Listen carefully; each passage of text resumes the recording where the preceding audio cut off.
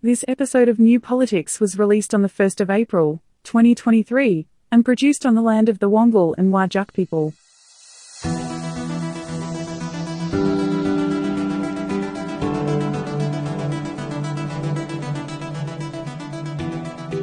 Welcome to New Politics.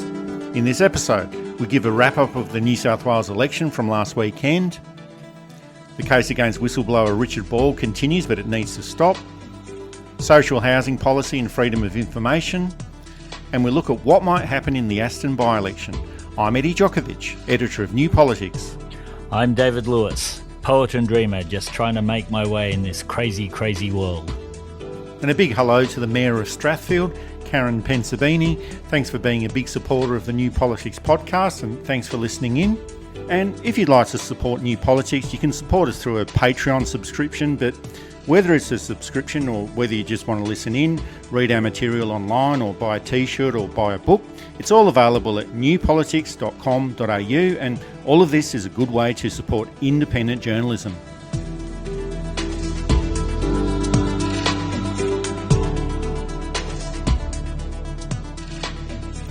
There was a change of government in New South Wales last weekend, and while we're still not sure if it's going to be in majority or minority, the Labor Party is the only major party which can form government, which means that it's the end of the New South Wales Liberal National Coalition after 12 years in office. But it's more than just the end of 12 years in office. Out of the 9 jurisdictions all across Australia, there's only one Liberal Party government, and that's in Tasmania. And the former Prime Minister, John Howard, he suggested that it's just a matter of time before the Liberal Party returns as a political force, but this is just empty rhetoric. These words have no meaning unless they can be backed up with evidence and action. And it looks like there are some very big long-term problems for the Liberal Party, not just in New South Wales, but all across Australia. Of course, John Howard is going to say that it's a lull and will come back. It's almost his job as a revered, not by me, but a revered ex-leader of the party, to continue to gee up the troops. And Guy Rundle pointed out that if you look at Howard's strengths and even good points, he's never stopped defending the Liberal Party, even when he was stabbed in the back by his very best friends. This is a paraphrase of what Rundle said. When lesser people would have justifiably left the party, he got up the next morning and went out swinging for the party. So I wasn't surprised when Howard said that. But it is a bit optimistic, I think, is the nicest way of putting it. The only Liberal Party in government is the Tasmanian Liberal Party, and they're not the dry neoliberal party of, say, New South Wales or Victoria. They haven't been infiltrated by bizarre cults. They are led by relatively competent people. Now, it's not to say that if you're in Tasmania, you should go out and vote for them next election, or that they've done an especially good job for our listeners in Tasmania who are about to start frothing at the mouth. But it does mean that it's a different style of party. It's closer to the pre-Howard party, an Andrew Peacock style or a Malcolm Fraser style or even a John Hewson style party. And Hewson was part of that dry neoliberalism, but understood that government had a bigger role than just cutting and carving it up and giving it all away to your mates, at least in retrospect. We've said it before, Western Australia, total wipeout. Total wipeout. There's no coming back from that. Queensland, pretty much a total wipeout, will probably be saved by the National Party. Victoria, it's a total mess, and actually really upsetting as a lover of democracy in Australia to see how the Victorian Party has gone in the last couple of weeks is deeply upsetting. And of course, the boy blunder Dominic Perrottet had no chance of winning. I don't care what News Corp say. I don't care what Fairfax say. I don't care what the ABC said. He had absolutely no chance of winning. So we find ourselves with wall-to-wall Labor governments. This won't lead to a socialist paradise, of course. Like most governments until recently, they will do some good things. They will do some bad things. They'll do a lot of stuff that just is and is neither really good nor bad. And it has deep implications for the future political history of Australia. And as you predicted, David, the result almost replicated the federal election from last year. A large crossbench, the New South Wales Labor Party winning the most seats, and the New South Wales Coalition too far behind to be able to form any sort of government at all.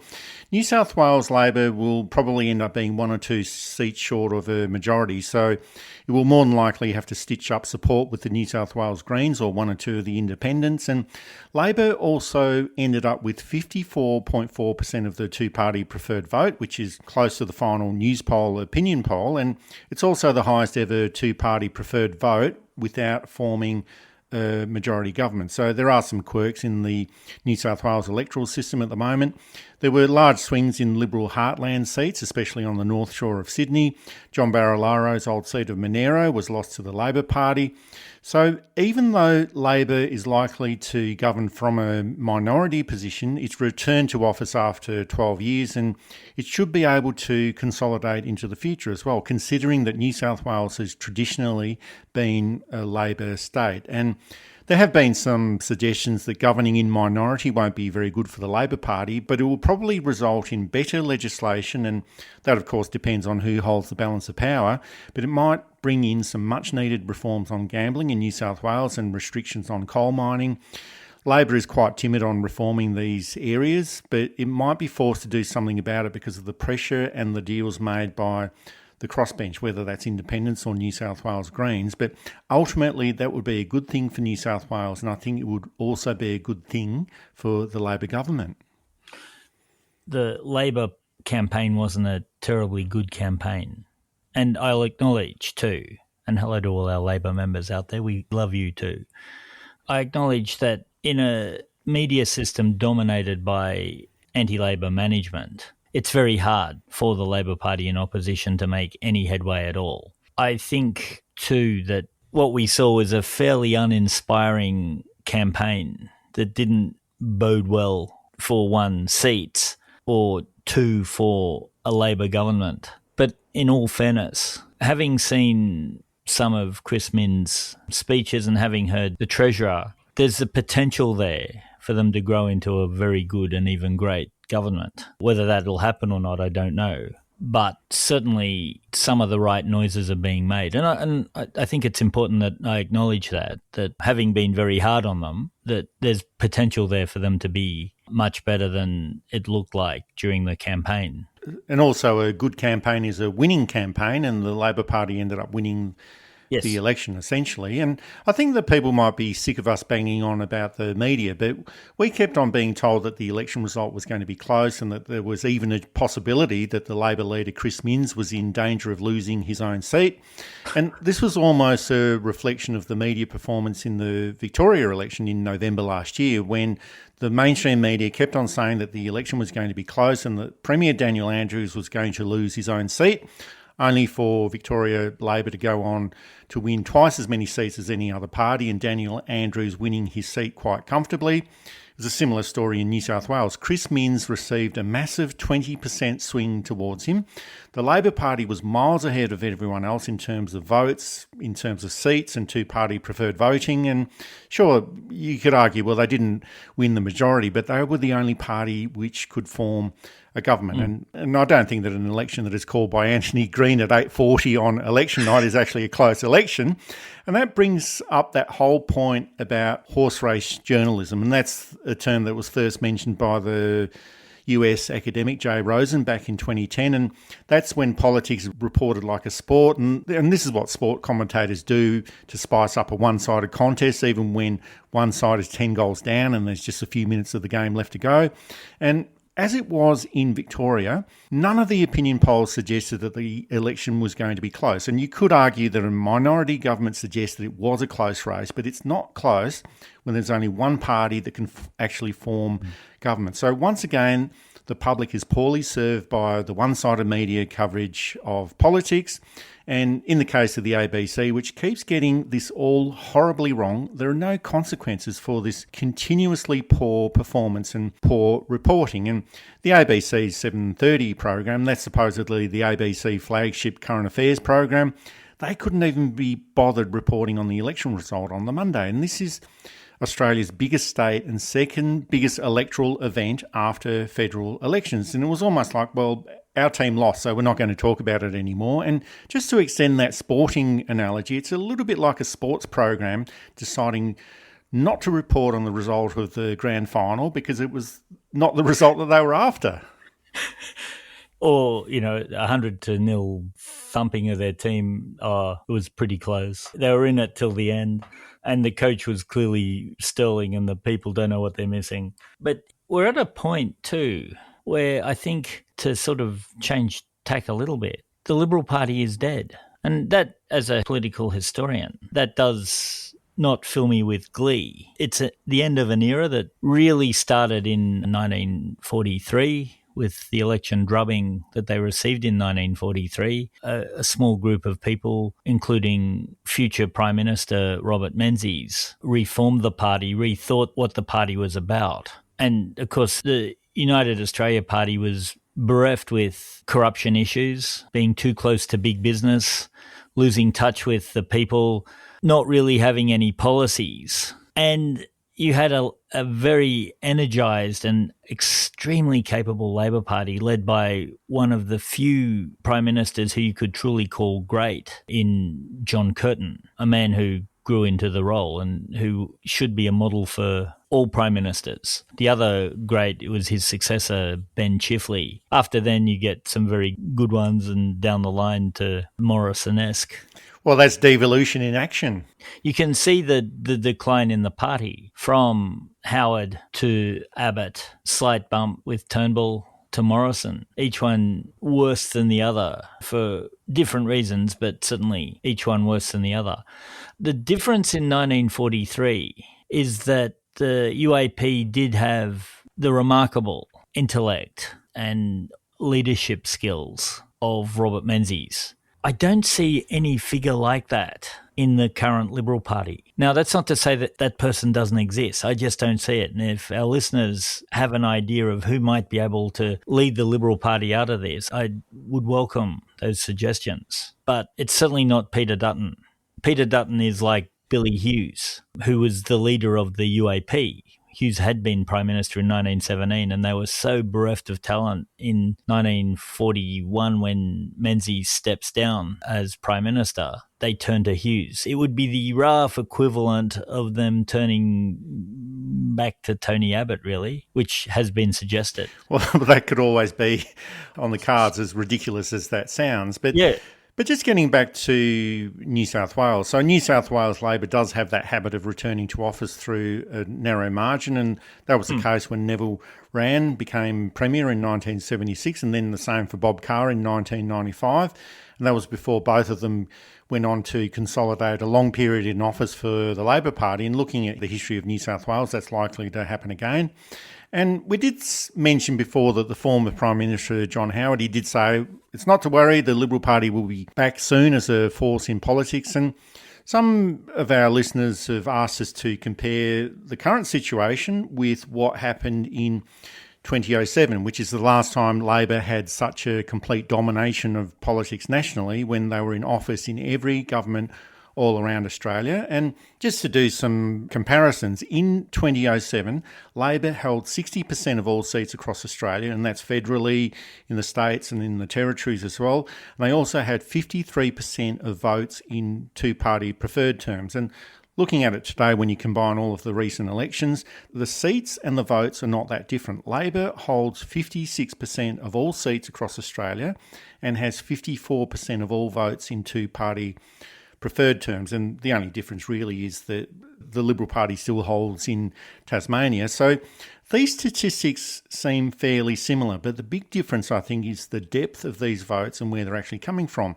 Younger voters are heavily favouring the Labor Party, and there's also more moderate Liberals who are voting for Teal or like-minded independents, and it's not likely that any of these will be coming back anytime soon. So back in 2007, when all the governments were held by Labor all across Australia, the WA election in 2008, that was 9 months later, that was won by the Liberal Party. And pretty soon, the pendulum started swinging the other way. So it's hard to see it now, but the dynamics of politics can change quite quickly. But I think the big difference is that Although these statistics seem quite similar between 2007 and 2023, the hole that the Liberal Party is in at the moment is a lot deeper now than what it might have been back in 2007.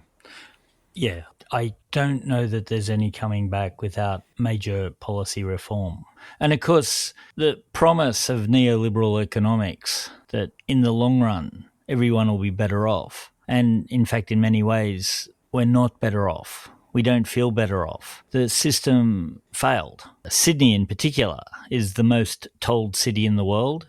It's the second most expensive city to buy in the world after Hong Kong if you're trying to buy property. There's a rental crisis because of a whole range of reasons. Public transport is shot. The health system is absolutely shot. The education system is shot. And the public have said enough is enough. And hopefully there are some smart people in, I'll call on the right of politics, who understand that a different approach to get some of those broader aims of individuality and entrepreneurship and helping people out of poverty, etc., through encouraging them to use their own, none of which have really worked in the past. Though I'll be fair, they have worked for some people. But that reform of the party to make it not just superficially, but deep reform that becomes more appealing to voters, dumping the notion that the market is the sole solution to everything. Well, it's almost like the Liberal Party has to become the Liberal Party of the 1960s for its future success. I think so. I think it needs to go back to that Keynesian approach. Now, Keynes is probably dated in many ways, and so you need new economic thinking that comes out of Keynesianism. Menzies was one of the biggest Keynesian economists we'd ever had. It's the infrastructure, with the argument being that businesses use roads, businesses pay tax for roads, the roads help business do business, etc. It's good to have a healthy populace because healthy populaces can work better and be better for the economy. It's good to have a national broadcaster so that everybody has access to it. The government should supply inclusive services so that everybody who needs those services can get those services. And really, that's the type of thinking that the Liberal Party has to come to terms with. It's about pre-selections. The pre-selections around were just terrible. A lot of lunatics, a lot of, as we've seen in Victoria, some very worrying people in Victoria. Probably same here too, they're just a bit quiet here in New South Wales. Using it as a grazing field for the unemployable elite was not good either. It'll be good for the Liberal Party, and having strong parties will be good for Australia and each individual state.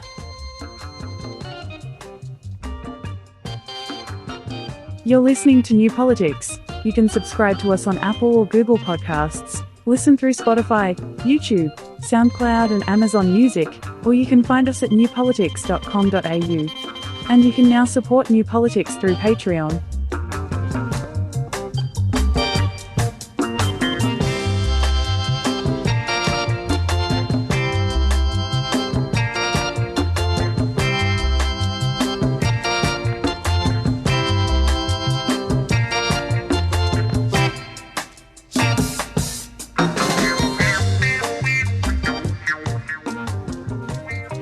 The case against whistleblower Richard Boyle is proceeding after the judge in the case decided that he's not immune from prosecution and the case should now proceed. And this is the case where Richard Boyle blew the whistle on the way that the Australian Taxation Office was aggressively pursuing debts from vulnerable people and small businesses that were on the verge of collapse. And this has gone on for far too long, since 2018, and we have to remember that the Taxation Office also offered Richard Boyle a payout with no admission of liability as long as he kept quiet about it. But he decided that the practices by the Taxation Office were so bad that the public needed to know what was happening. Now, the Labor government has been in office for almost a year. They promised to clean up the whistleblower legislation and they still haven't done that. And if the Australian Taxation Office was prepared to not proceed with the case in 2018, the Attorney-General, Mark Dreyfus, needs to act now and stop this case from going ahead any further. Richard Boyle did exactly the right thing at great personal cost. It shouldn't have been at the personal cost that he has suffered. He's facing life in prison, which for a person who was doing what not only was ethically the right thing to do, but legally the right thing to do, in that you report wrongdoing if you see it.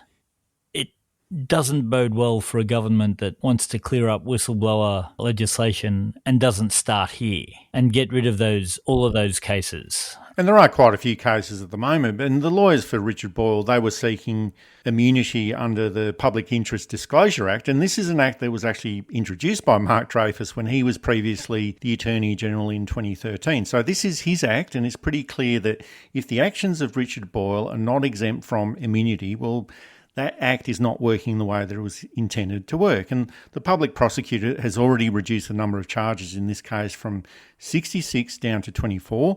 Mark Dreyfus did drop the charges against Bernard Collaery and Witness K last year.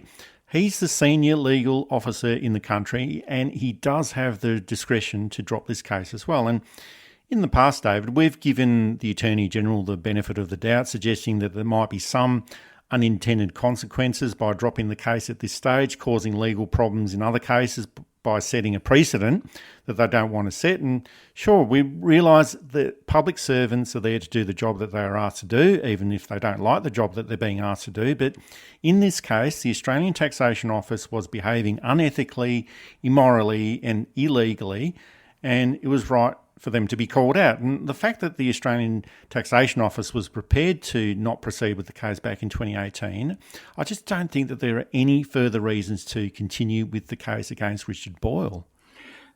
And it's not even if it's this government that did this. It was the last government. So there's no loss of face here. So I'm wondering what the strategy is, except that they want to keep whistleblowers for malfeasance on their own side under control. And I hope that's wrong. I hope that there's a whole range of reforms going on and policy rewrites going on about how this stuff should happen. But it seems that in this case, it's more of the same. And that's the type of thing that the public don't like. When they vote for change, they want change. And as we suggested last week, the government and the Australian Greens reached a compromise on the Safeguard Mechanism climate bill, and it's allowed the Greens to announce that this amended mechanism will deter new coal and gas projects, but the government has also claimed that it won't deter new investments in the future. So it looks like everyone's getting a bit of what they both want, but they'll have different messages to give out to different audiences. And the amended Safeguard will commence on July the 1st and reduce baseline emissions by 4.9%. So that's the most important part of this legislation. So one piece of legislation is sorted out, but then another one arises. The Labor government's social housing policy is on the back burner at the moment, and the idea is that they set up a future housing fund of $10 billion, and the proceeds of around $500 million per year will be spent on 30,000 social housing properties all across Australia. Now, that sounds like a big number, but to put this into context, that's an average of 2 properties in each suburb and locality all across Australia. And in the context of 650,000 social housing projects that are needed, this is a serious shortfall. And the Greens have suggested that this is not enough. And they've also argued that there should be direct funding rather than funding from the proceeds from an investment fund. So the legislation is being stalled for the time being. And the Labor Party did campaign strongly about social housing during the last federal election. Jim Chalmers did suggest that it would offer a boost to the economy as well as address a serious housing supply issue. But so far, it doesn't look like it's going to be the panacea that he suggested. And this is the time to do this properly. You've got the Liberal Party in a deep hole, you're riding high in the polls, and you've got the Greens who can be your friend in the Senate on this. So the Labor government should be doing a lot more on social housing at this point of time. I'd have thought that social housing would have been a cornerstone of any Labor policy. Anthony Albanese himself has spoken movingly on his pride how his mother was in council housing growing up and how it helped him see injustice and influence his decisions to become ultimately Prime Minister. To base the funding on investment, to me, is insane. It's like trying to make a promise without making a promise because investments go bad. There's too much uncertainty. So to base it on investment, and even the usually pretty decent investors of the Australian government, to me, was really giving them a get-out clause that social housing is way too important to rely on. I think they should just fund the 650,000 shortfall. In terms of what it would do to the economy, someone has to build that stuff or at least renovate it. Someone has to maintain it. Shops and schools and police stations and service providers will have to be put into those areas. In Sydney, we've seen the problem with poorly thought through development. Smaller hospitals are filled to capacity every night, and emergency surgery is being delayed because there's just not the staff to be able to cover everything. And that's because they're overdeveloped in private housing. And despite all that, there's a rental shortage. We live in weird times. To build those 650,000 residences where they're needed would do wonders for the economy. Look at what the school halls did for the economy. We avoided the global financial crisis, in part due to every school in Australia getting a brand new school hall. There were still people whinging about it. We don't have to use it. Its point was that 25 or 30 people who in the area who had to build it, who then made more money, who then invested that money or who spent that money in local shops, the brick suppliers, the mortar suppliers, the electricians, the plumbers, the plumbing suppliers, the electrical supply. Everybody benefited because it all floated around. And 15 years later, those school halls are still there. Still there, still being used by most of the schools, and a great addition. So imagine what housing would do. We've got a homelessness crisis. We have a generation of women living in cars who are over 60. Imagine what putting someone into a subsidised rental from their car would do for mental health. There are so many benefits from this. I don't understand why they aren't pursuing it with the tenacity they've pursued other deals and other court cases. Well, the Liberal Party has said an outright no to the legislation. They won't support it, but that's no real surprise. At the moment, they're saying no to absolutely everything, even in those areas where they were actually meant to say yes. And they've said that they won't support this legislation because it won't solve affordable housing immediately. Well, unless you're making a house out of Lego bricks in someone else's backyard, nothing can be solved immediately in this sort of situation. You need to spend a few years developing this sort of stuff. Senator David Pocock has suggested a $20 billion fund, and that's doubling the $10 billion that was announced by Labor, with no ceiling on the amount that can be used each year from the fund. The Greens are arguing for direct funding rather than funding based on investment money, and they've used figures from last year to suggest that if this housing fund existed in the last financial year, well, it wouldn't have earned any money at all, and that's based on the share markets dropping 5% and superannuation funds dropping by 4% during 2022. So these are all valid arguments to put forward, but aside from social housing, overall housing policy does need to be addressed. There does need to be a national approach because it's almost impossible when it's the states and local councils that have their own policies, which are usually at odds with federal policies. And there has been some consolidation by state governments and local councils over the past 20 years or so, but some academics are suggesting that the current problems in housing across Australia relates to colonisation from 1788 onwards, but there was also that idea there was empty land that could just spread out all over the place, and that hasn't worked out so well for Australia. But there are other issues that could be considered here. The tiny house concept or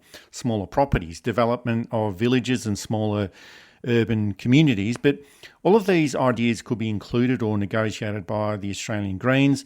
National Shelter has suggested that the Labor government's plan is on the table. It's a start and it should be supported rather than knocked back. But it looks like it's going to be another one of those pieces of legislation that the Greens and Labor will negotiate, either offer a better deal within housing or offer a better deal in some other related area and win out in other ways. The Greens are growing as political negotiators. I think that's fair to say. A couple of Greens were very, very angry that the party would agree to some of these measures. And I do get that. But I think there's been a bit of learning suggesting that if you say no to everything, you get nothing. Whereas something that can be built on and evolved is better than nothing that can't be. So I think that's important to note. The Greens are, depending on your view, either turning into the bastards they're trying to keep honest or are learning to work in a constructive way that probably helps ensure their long-term future rather than becoming screaming irrelevance. Well, they're probably looking across the Parliament and looking at the Liberal Party, and they're opposing absolutely everything. And they're thinking, well, we can't be like that. We're not in that situation. We don't want to become irrelevant. We want to become relevant. That's to be acknowledged and probably commended. I'm not sure that the hard decisions which go against policy have come through yet, but they're still in a position where they can say no, this is absolutely anathema to our beliefs. So we can say no to that. So saying yes to things that tend to support their beliefs is a good thing. You're listening to New Politics. You can subscribe to us on Apple or Google Podcasts, listen through Spotify, YouTube, SoundCloud and Amazon Music, or you can find us at newpolitics.com.au. And you can now support New Politics through Patreon.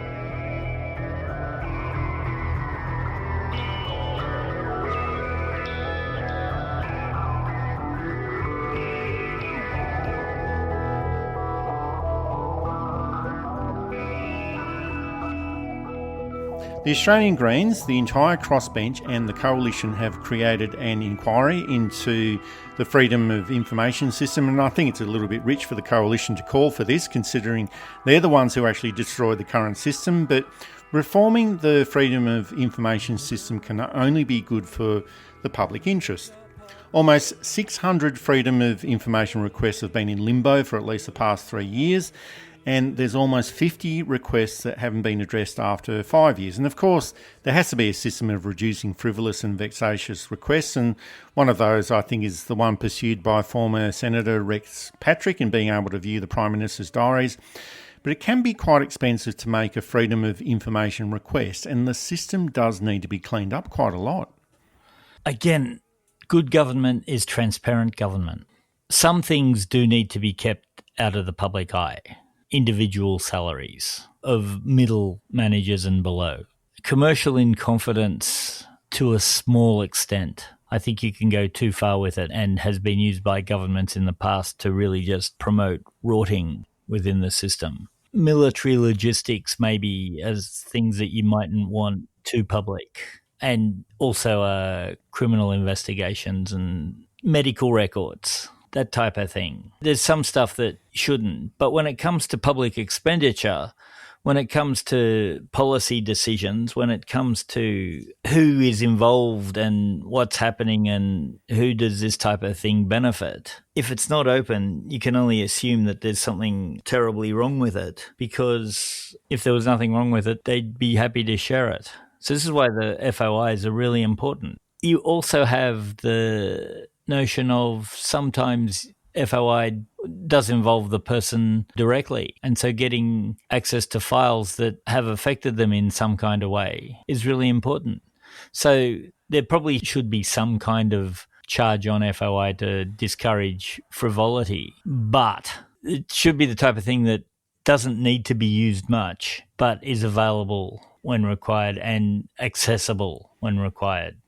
Oh, absolutely. And this is also one of the areas that the Greens could push for in their negotiations with the government on the social housing policy, improving freedom of information for the public. That's definitely an area that they could demand from the Labor government. And this is also a system that was created in 1982 by the Fraser government. So it was pretty strange for the Abbott government, which was supposedly inspired by libertarian and anti-government philosophy, to then go on and restrict opportunities for the public to see what sort of things their government was getting up to.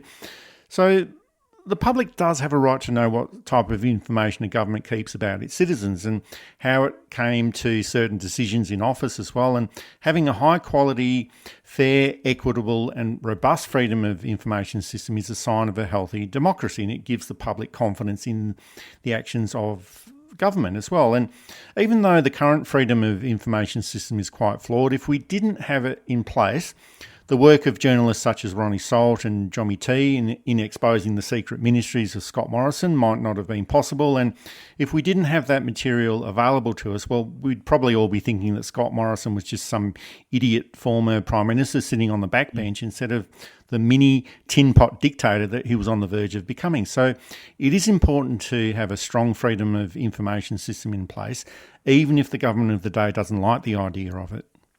Yeah.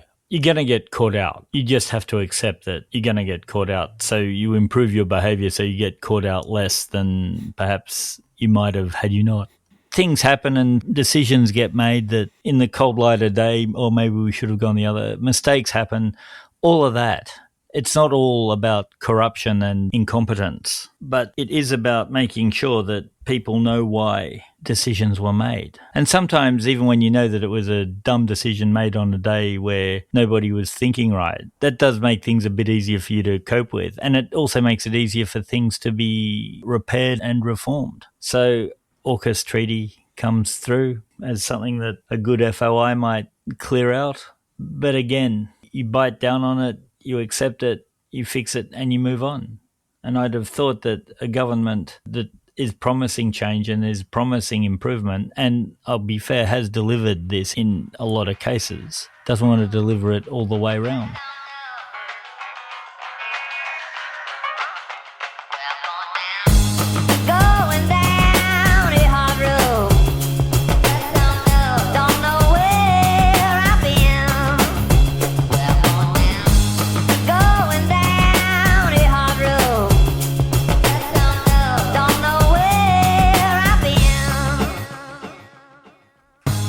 There have been suggestions that the Aston by-election on Saturday is Peter Dutton's last stand. Historically, it's a seat that the Liberal Party should hold. They've held it for over 30 years, but when you look at much of the evidence at the moment, it's also a seat that Labor should win, and it would not be a surprise if they actually do. So there's a 2.8% margin. The Liberal Party in Victoria is in disarray, and the support for the Liberal Party has flattened since the last federal election in May 2022 and the Victoria election in November last year. And there were also all those dramas in the Liberal Party last week where the leader, John Pesutto, tried to expel Moira Deeming for her involvement in an anti-trans rally a few weeks ago, and that relationship that she seems to have cultivated with neo-Nazis, and that expulsion failed and didn't actually proceed. The former Labor Party strategist, Kos Samaras, he suggested that the Liberal Party is out of touch with the community on trans rights, and he wrote that the Liberal Party should leave these Australians alone or get smashed at the ballot box. And it seems that the more the Liberal Party attacks the trans community, the more they're actually attacking themselves. So that's a separate side issue, I guess. So all of this is a continuing recipe for disaster, and it's not looking very good for the Liberal Party at the moment. The Liberal Party, I think, pre-selected the wrong person. And in that, I'm not talking about her abilities or her positive attributes to what she might do for Aston, but she's married to a News Corp editor, James Campbell.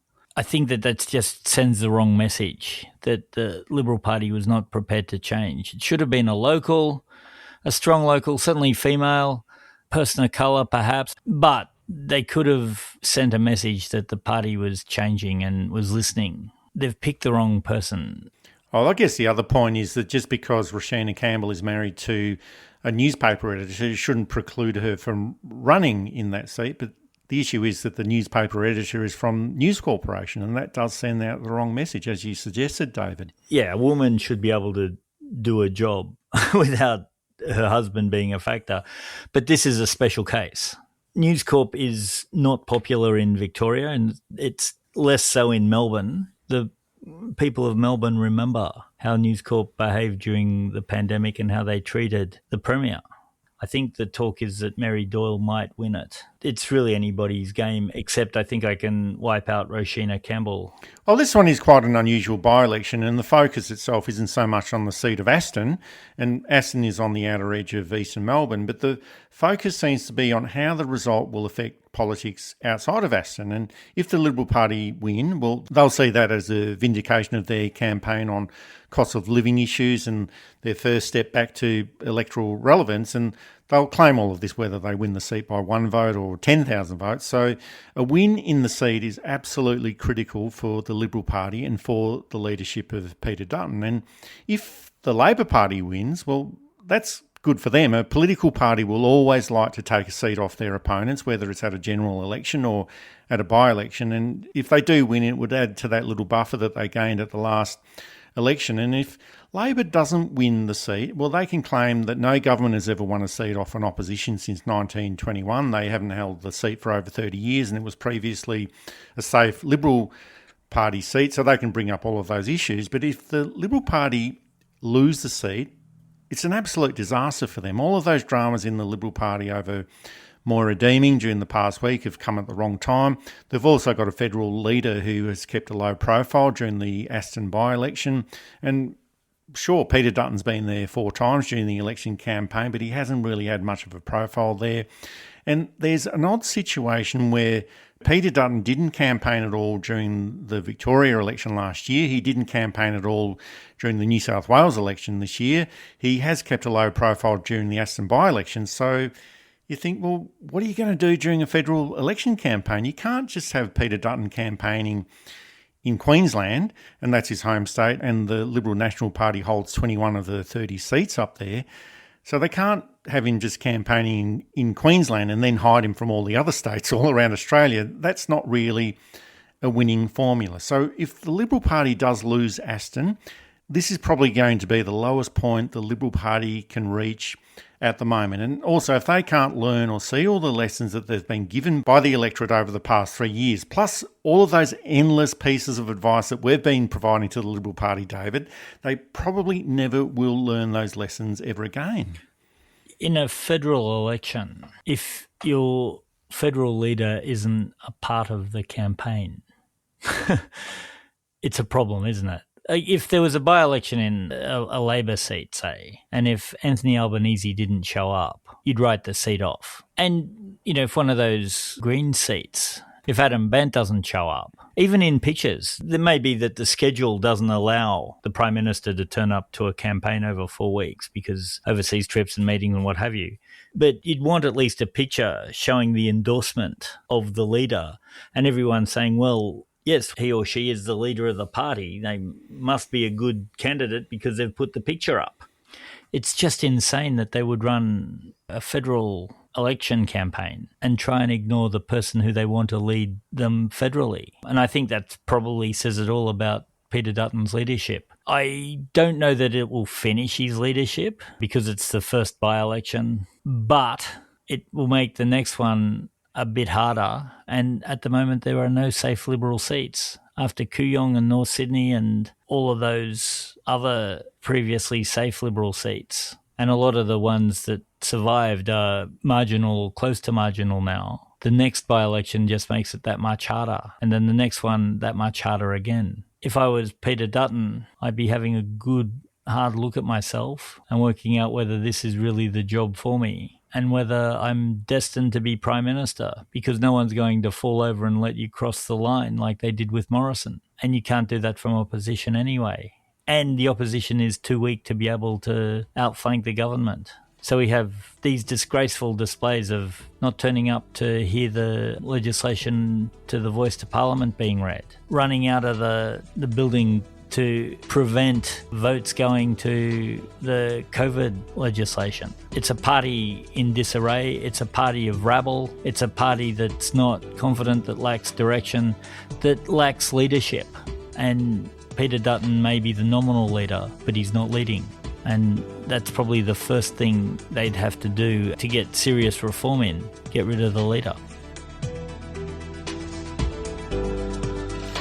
That's it for this episode of New Politics. Thanks for listening in. And if you'd like to support our style of journalism and commentary, please make a donation at our website at newpolitics.com.au. We don't beg, plead, beseech or gaslight you about journalism coming to an end. We just keep it very simple. If you like what we do, please send some support our way. It keeps our commitment to independent journalism ticking along. I'm Eddie Djokovic. Thanks for listening in, and it's goodbye to our listeners. I'm David Lewis. We'll see you next time.